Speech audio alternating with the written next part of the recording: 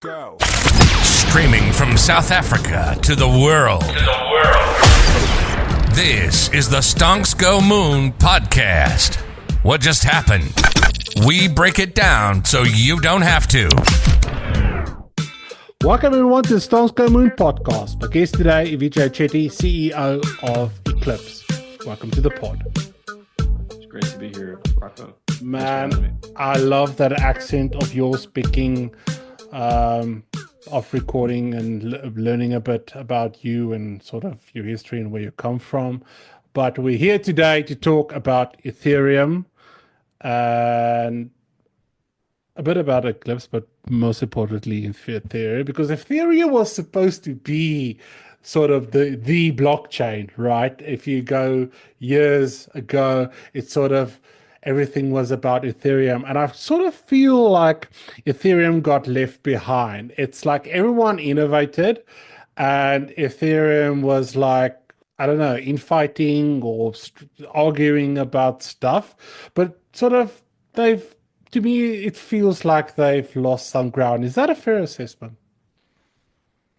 Yeah, it's a complicated story, I think, for Ethereum, right? But I think it's a fair assessment in terms of recent times where, it's like if you get big, you get comfortable, and the pressure to innovate or to adapt lessens, right? And if you look at the Ethereum ecosystem, you had this like crazy explosion of the asset base in prior cycles, right? DeFi summer took place entirely on Ethereum and Uniswap, DYDX, like these great products at the time, and I was a part of those teams as well. Like, you see this like huge explosion in asset base and activity, but then in recent times, Solana has really taken the mantle with the higher potential for mainstream adoption. A lot of apps, particularly consumer apps, are choosing Solana as the marginal place to launch. And so I think it comes down to, the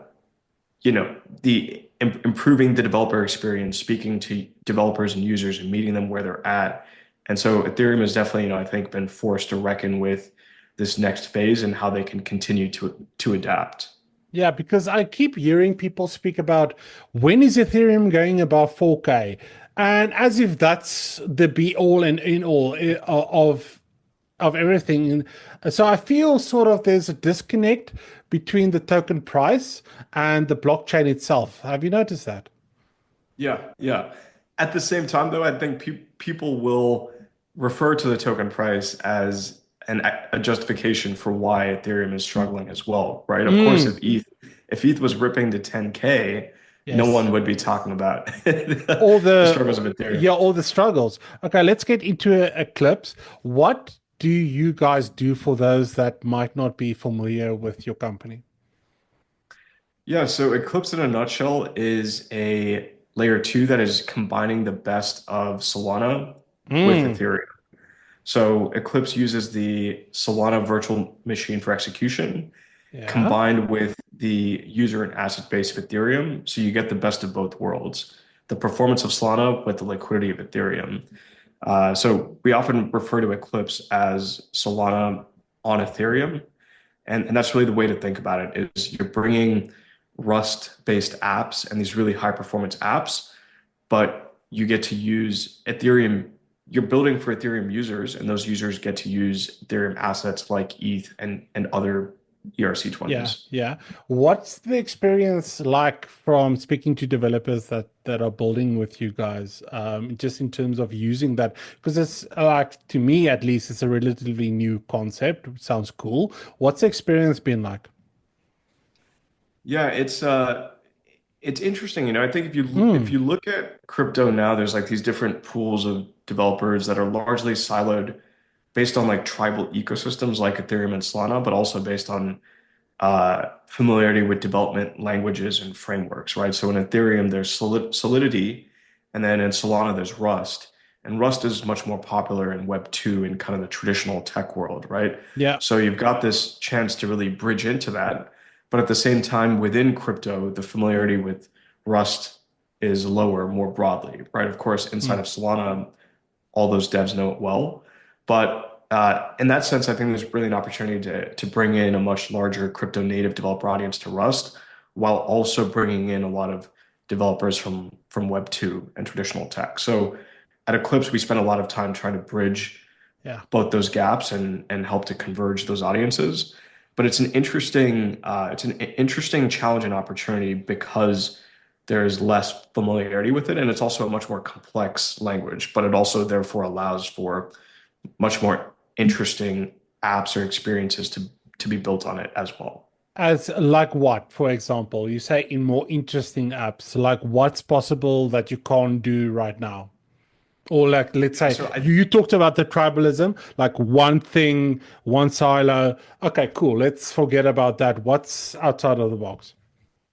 Yeah, it's a good question. And Mm, so in terms of what's new or uniquely enabled, right? I think the biggest piece of that is performance, right? And apps that require very high levels of performance. mm, And for me, that was really a strong motivating idea in terms of building Eclipse and coming up with the idea of Eclipse, where if you look at Ethereum right now, the constraint has really been being able to build really scalable and low cost experiences or mm, tooling for developers to then build consumer experiences. mm, And therefore, you have this growth of layer twos. But even most of these layer twos have been constrained with limited transaction per second capabilities. And mm, so being able to bring the tech of Solana, the Solana VM to Ethereum, you then unlock this much higher performance and throughput capability where you can now build apps like fully on-chain central limit order books or much more efficient trading mm. experiences, right? And if you look at Yeah. Ethereum, most of these experiences have moved off-chain or they've moved to their own chains altogether because of those limitations, right? So I think that's one example. Mm, Another example is a consumer app that is seeing where the app experience or the gameplay experience itself is creating thousands of transactions per second, right? And if you look at if you're trying to build an experience that really taps into what crypto enables, but also build a very interesting consumer app, you need to be able to write all those transactions on chain. And yes. so the throughput of the Solana VM allows for these types of consumer apps to really run at scale as well. Yeah. It's talking about A scale good, and speed. Yeah. Sorry. yeah. I was just gonna say, I think a perfect example of this, just to highlight something in production, Mm, is the Moo Games that Eclipse recently ran. So the Moo Games was this ongoing kind of Squid Games type contest that we ran for users in partnership with developers. And there mm, were four games that users could play. And these were all games that really took advantage of the speed and the low cost that Eclipse offers. And we saw tremendous usage and interest in that. And the users who came on, there was a very high conversion rate because they all had this great experience playing these games without kind of having to pay a large amount in gas fees or without having to be rate limited or have a poor UX yes. because of speed limitations. So that's a good example of the type of kind of financialized consumer or kind of gamified consumer type experiences that Eclipse can really enable. Yeah, so in crypto 2025, we're spending a lot of time talking about institutional adoption of DeFi as if institutional adoption is the be all and end all or the end goal, which I don't think it is. But do you think that this solution of yours enables institutional adoption or at least makes it easier or sort of because you spoke about scale and the speed and all those issues, does it enable does it get us to that point quicker? Yeah, it's definitely a big part of that story, right? I Mm, think there's a large amount of capital with institutions, and they can help to drive network effects, right? So I think you can't ignore that audience, and I think we always need to keep them in mind and enable them to come on chain, and so that's a part of what we think about for sure, right? And I think hmm. providing high throughput and scale enables the ability to have high throughput trading platforms or capital markets platforms, which is often a big part of the story for these institutions. Yeah. So in that sense, it's something we think a lot about, even in terms of my background. I originally came from that institutional world before I got into crypto. Ooh, where? So I used to be Where? at BlackRock, and so I think even for me, I think there's a lot of value to converging these two worlds, right? The Yeah. on-chain degen world with the institutional Yeah. world. So you would know. You would know Yeah, because you had your, I always say BlackRock, it's like anyone who was in BlackRock, you had your hand in the puppet of the beast. You were like the puppeteer. You were like BlackRock. I mean, BlackRock makes the world go round. So you would, oh, that's very interesting. So you're coming from that into something else. So you know sort of how everything sort of fits together. That's really interesting. yeah. At the same time, though, I think, it's like why did we all kind of get into the space? I think for a Mm, lot of us, there's like these kind of philosophical or ideological like reasons around like things we believed in, right? Of like mm. expanding access or bringing on more users and really broadening that access. And so Yes. I think it's important as we think about institutional adoption to also really tap into what crypto and the blockchain can enable, which is these more open systems, right? And you Yes. may still need compliance in certain areas and combining that with the openness. But I think, it's like we're not trying to just replicate Wall Street on chain. We're trying to make it better and have a step function improvement so Hmm. that all of us and all the users out there can benefit from it as well, right? So I think that's important But too. that's a tough job because then you sort of are not relying on, yeah, but you're relying on political stakeholders as well, which is not always in your sort of, it's not a, you don't have control over that. Yeah, yeah. And it's a little bit of like a give and a take, right? Yeah. Where I think, in the tokenization world, like you have players that work exclusively with banks, but you also have players like Ondo who are kind of helping to really take an on-chain first approach and then Hmm. take that into the traditional world, right? So I think there's the process of getting there is definitely, messy and back and forth, but I think it's worth there's potentially a huge unlock and really that being a big part of what can allow crypto to go much more mainstream Yes. even. What's your message if you want to leave people with a message today about the and especially for the naysayers? I mean, blockchain has its fair amount of naysayers and people that don't believe in a decentralization or don't believe decentralization is necessary. What would be your message for them? Yeah, I think it's a good question, especially now, right? Because we've come Mm, off this big meme coin cycle that kind of, in some ways, like over the last week, went up in flames with what happened with Libra and uh, the token launch there, right? And I think it uh, derailed us a bit. I think yeah, honestly, to yeah, me, it derailed. It wasn't good. It wasn't good. yeah.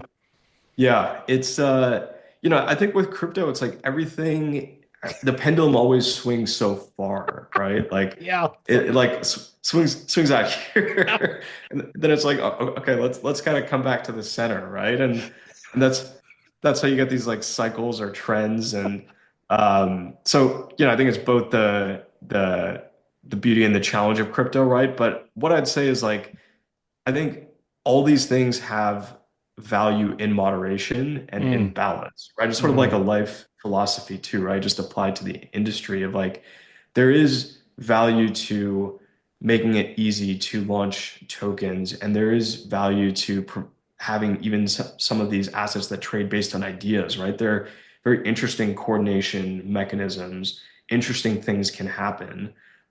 There's even some community takeover activity with Aptos that was interesting in the last week. So there's potential with all these things, but mm.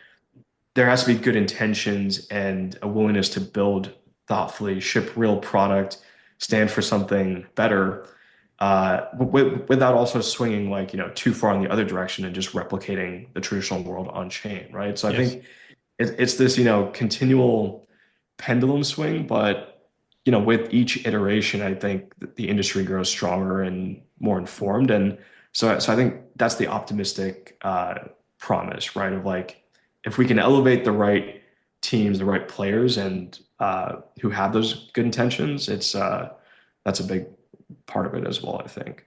I love it. Vijay, thank you so much for joining me today.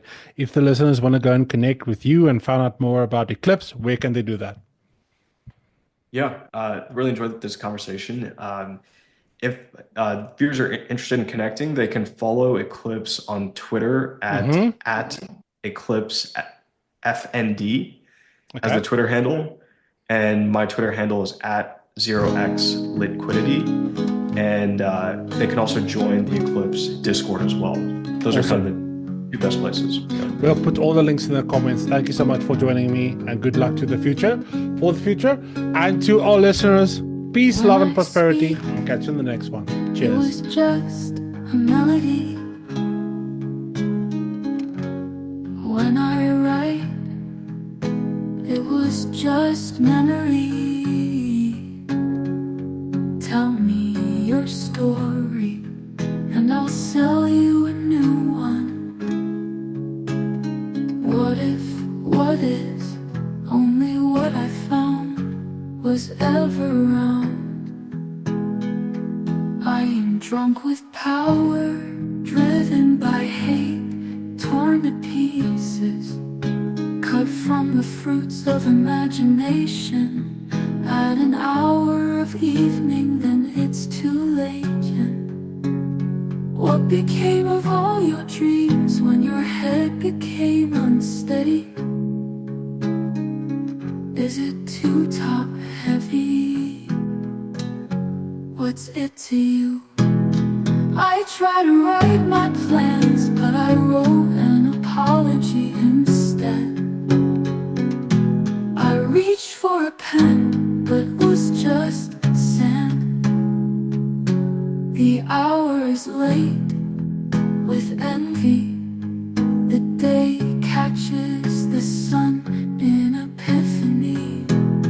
What's it to you? What's it to you? Like I knew. What's it to you? I never knew just who you are. Like I knew just what to do or just what to say. It is today, but time slips away. Time slips away, and you've gone away.